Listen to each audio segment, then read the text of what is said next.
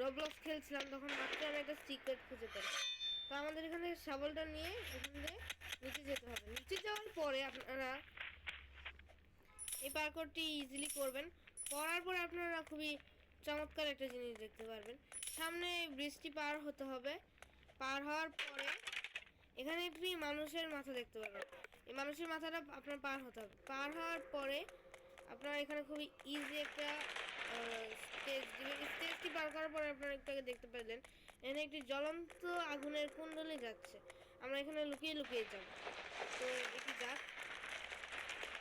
তো আপনারা তো দেখলেনই কি ভয়ঙ্কর। ওখানে লাগলে আমরা আবার মারা যেতে পারি। আমরা মারাই যাব। তো এখানে একটি গেমের মধ্যে একটি সমস্যা না, এর একটি গেমের ইস্টার এগ বলতে পারে। আমরা যখন এখানে থাকবো তখন আর বল আসবে না, তখন আমরা চলে এখানে যেতে পারবো, বিকজ বল শেষ হয়ে গিয়েছে। তো এখানে রবলক্স যে নাকি গেমটা বানাইছে সে এখানে একটি সিক্রেট জায়গা রাখছে, যেই জায়গাটা নিয়ে গেলে নাকি আমরা ডায়মন্ড পাবো। আচ্ছা ডায়মন্ড পাইলে পাবো, দেখি আগে যাই। এই পার্করটি মোটামুটি হার্ড আছে, কিন্তু আপনাদের কথা ভেবে, আমার কথা ভেবে, সবার কথা ভেবে ইজি রেখেছে। এখানে একটি ডায়মন্ড আছে। এই ডায়মন্ডটি নেওয়ার পরে এখানে একটি রাস্তা খুলে যাবে।